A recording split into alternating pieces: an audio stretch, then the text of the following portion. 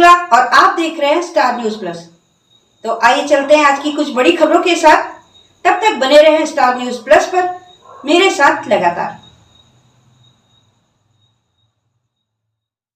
Maker भवन foundation के सहयोग से कोड यूनिवर्सिटी में खुली अत्याधुनिक टिंकर्स लैब। कोड यूनिवर्सिटी ने मेकर भवन फाउंडेशन के सहयोग से टिंकर्स लैब का शुभारंभ किया।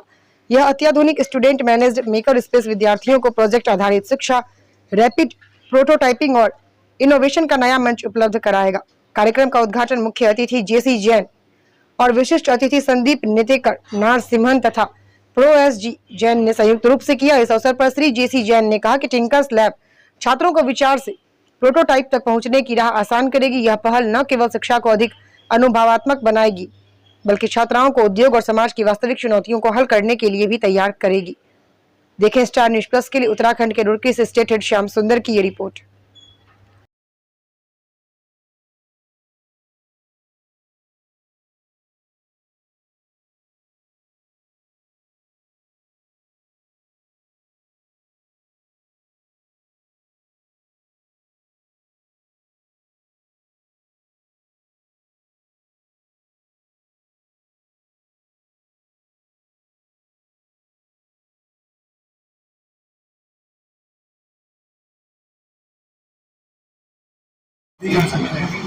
ये जैसे सेकंड आर्टिकल है, ये बुक मार्क है, ये आप ये बीच में पढ़ रहे हैं कहीं पे, पेज नंबर 12 में पहुंचे, ऐसे लगा के छोड़ दिया, यहीं से कंटिन्यू कर दिया। जैसे कि हम देख पा रहे हैं ये बैग है, इसकी स्पेशलिटी ये है कि ये नॉर्मल जूट या कॉटन से नहीं बना है, ये बना है यहाँ पे यूजुअली उत्तराखंड में बोलते हैं कंडाली, साइंटिफिकली दैट इज मेटल, उसके फाइबर से बनाया गया। बाद में मैंने इसमें आर्ट एंड क्राफ्ट किया। लेकिन देखने में ये ऐसा लगता है जैसे कॉटन या जूट, तो जो फाइबर बनता है फाइबर तो सेम ही रहेगा, फाइबर सेम ही रहेगा। जब आपको डिफरेंस देखना होगा, डिफरेंस आपको फाइबर में दिखेगा। आप मिक्स करके देखेंगे, ये देखिए ये अलग तरीके का दिख रहा है, ये अलग तरीके का दिख रहा है। ये बुनकर जो है, जो बुनकर है, बुनकर परसेंट पे बुनता है। इसमें 75% है, इसमें 65% है, इसमें 85% है, सब में अलग अलग परसेंट का फाइबर यूज करता है। इससे फ्लेक्सिबिलिटी में भी फर्क आता है। जैसे बैग है, ये 2 या 3 साल आराम से चलेगा। अगर थोड़ा हार्ड कर देंगे तो वो 1-1.5 साल चलेगा, उसमें क्रैक्स आ जाएंगे। तो उसके हिसाब से हमें करना पड़ता है कि आर्टिकल क्या बना रहे हैं, उसके हिसाब से हमें फाइबर की कॉम्प्लेक्सिटी देखनी है। अरे कोई भी चीज़ नहीं बनती है, मार्केट में जरूर जाती है। मार्केट प्राइस क्या रहेगा इसका? क्या मार्केट के प्रोडक्ट से सस्ता रहेगा या अभी सर अभी जैसे हम इनिशियली अभी उत्तराखंड के लोगों को ये उन्हीं का व्यापार देना ताकि उनसे वो अर्निंग हो सके। पहाड़ों के एरिया में लोग नीचे आके अर्न नहीं कर पाते हैं, तो वहीं पे रह के वो लोग अपने जो लघु उद्योग जिसको कहते हैं उसको स्टार्ट कर रहे हैं। तो उसी में हम बच्चों को एक व्यापार दे रहे हैं, इसी चीज़ को आगे हम लोग बढ़ा रहे हैं। जी, यहीं पे एक सवाल होता है कि अगर देखा जाए तो ये जो हाउस वाइफ होती हैं, महिलाएं होती हैं, बाहर नहीं निकल के रोजगार कर सकती हैं, तो उनको किस तरीके से आप इस रोजगार उतारेंगे? क्योंकि जैसे सरकार की एक नीति है कि कच्चा माल दो और पक्का लेके मार्केट में तैयार करो, तो इस टाइप का आपका भी सेम ये जो आपने बोला, ये सेम चीज़ें हम फॉलो कर रहे हैं। बेसिकली जो हमारे बुनकर है वो महिलाएं ही प्रायोरिटी में, वो महिलाएं ही बुनकर कर रही हैं। इसमें जो कारीगरी करी है वो महिलाओं ने ही करी है। आर्ट एंड क्राफ्ट में मैडम ने खुद ये क्राफ्टिंग करी है। इसमें जो बेसिकली आर्ट है मैम ने बनाया है, और जो फाइबर प्रिपेयर हुआ है ये ऊपर जो बुनकर है वो महिलाएं ही वही कर रही हैं, और वो भी तरीके से कर रही है। ऐसा नहीं कि उनको कोई हेल्थ हज़ार्ड आ रहा है, उनके पास प्रॉपर मशीन्स हैं और उन मशीन्स के थ्रू वो ये बहुत करके काम करती है। तो कितना मंथली अर्निंग कर सकती है? सर मंथली अर्निंग वैसे अभी कुछ प्रॉपरली सेट नहीं हुआ है। हमारी कोशिश ये है कि अर्निंग मार्जिन जो है करंट उससे एटलीस्ट 10 से 15% अर्निंग मार्जिन हम बढ़ रहे। अप्रोच हमारी ये है, क्योंकि जो उत्तराखंड के लोग हैं उनके रोजगार में वृद्धि हो, ये हमारा मोटिव है, ब्रांड का विजन ही है। उन्हीं से हम लेके सिर्फ बैग्स ही ना बनाए और भी और चीज़ें बना के हम उसको और सेल आउट कर सकते हैं। ठीक है, धन्यवाद।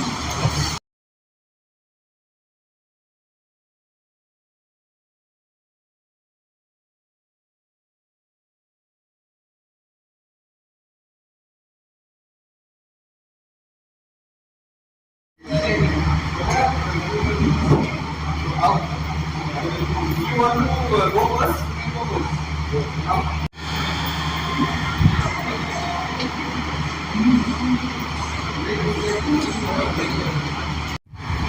We'll go on first.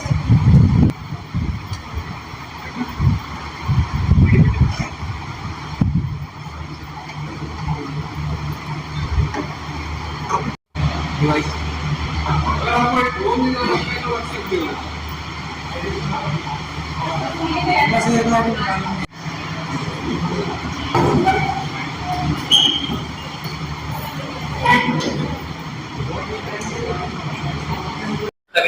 अभी तो प्रोग्रेस क्या है इसका पूरा?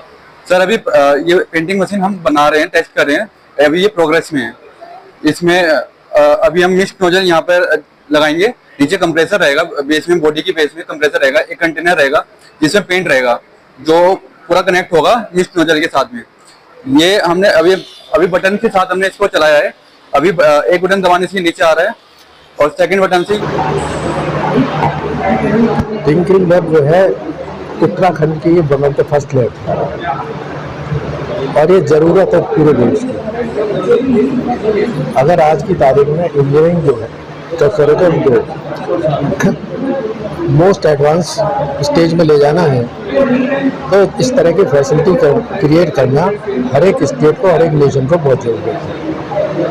तो कोर इंस्टीट्यूट में उत्तराखंड में पहली क्रिएट हुई है, ये एक अच्छे लेवल पर ले जाएंगे तो देश को बहुत अच्छा सर्व करेंगे। स्टूडेंट को क्या फायदा होने वाला है इस लैब से? हाँ, बहुत अच्छा सवाल है।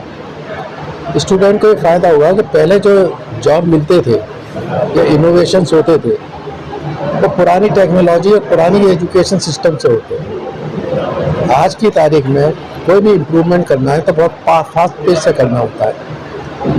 यहाँ पर जो फैसिलिटी क्रिएट की हुई है वो इस तरह की है जो कि फास्ट पेस से स्टूडेंट को लर्न कराएगी, टेक्नोलॉजी को, टीम वर्क कैसे करते हैं वो सिखाएगी और उसके साथ साथ जो है नए नए प्रोडक्ट आएंगे और देश को फ़ायदा होगा और स्टूडेंट को एम्प्लॉयमेंट मिलेगा।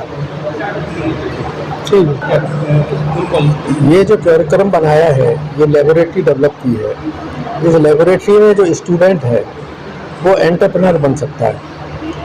जब एडमिशन लेगा तब से उसके आइडियाज़ को एक शेप दे सकता है और वो जब तक पास होगा तब तक एंटरप्रेन्योर बन जाएगा और जॉब क्रिएट करेगा दूसरों के लिए। दूसरी इसमें पॉइंट ये है कि ये फैसिलिटी सिर्फ कोर के लिए नहीं है, ये पूरे सिटी और उत्तराखंड के लिए। अगर कोई भी स्टूडेंट अगर इसको एक्सपेंड कर लेते हैं तो कोई भी स्टूडेंट कहीं का भी आकर के अपने आइडियाज़ को शेप दे सकता है और जॉब क्रिएट कर सकता है, इंडस्ट्री शुरू कर सकता है। बाहर के स्टूडेंट के आगे यहाँ पे इसकी फिलॉसफी ये है कि पूरे देश से कहीं से भी आए स्टूडेंट एक सिस्टम होगा जिसके तहत वो जो है यहाँ पर काम कर सकते हैं। आज यहाँ पे कॉलेज यूनिवर्सिटी में क्या कहेंगे, क्या फायदा होने वाला है? उत्तराखंड ने भारत के बड़े समस्या को निवारण करने में 1840 के दशक में बहुत ही एक महत्वपूर्ण योगदान दिया है। वो कि गंगा जी को हरिद्वार से लेके कानपुर तक जोड़ा था। उस प्रक्रिया में काफ़ी सारे इस इलाके के, खास करके रुड़की के लोगों ने बहुत बड़ा योगदान दिया था। उनके इच्छा शक्ति की वजह से वो बहुत ही अद्भुत प्रकल्प पूरा हो पाया। इसीलिए आविष्कार क्षमता और देश के लिए योगदान करने की क्षमता रुड़की और ख़ास करके उत्तराखंड इलाके में काफ़ी प्रबल है।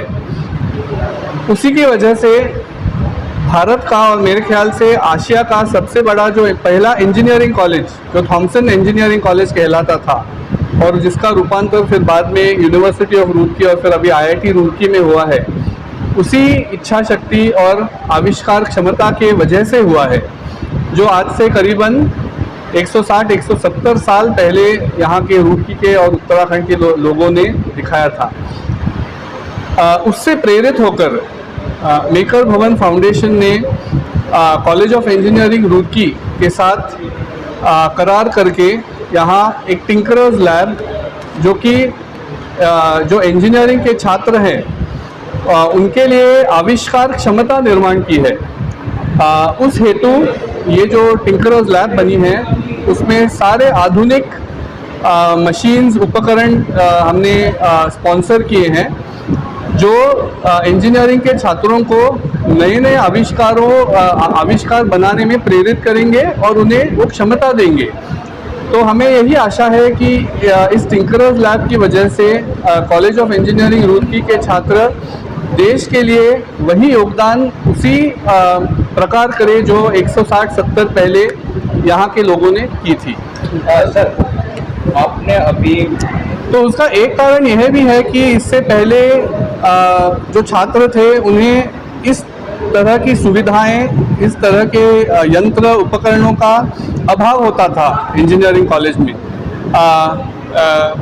पिछले 10-15 साल से इंजीनियरिंग का शिक्षण ज़्यादा करके हैंड्स ऑन जो लैब में नए नए आविष्कार कर सके उस तरह का होने लगा है।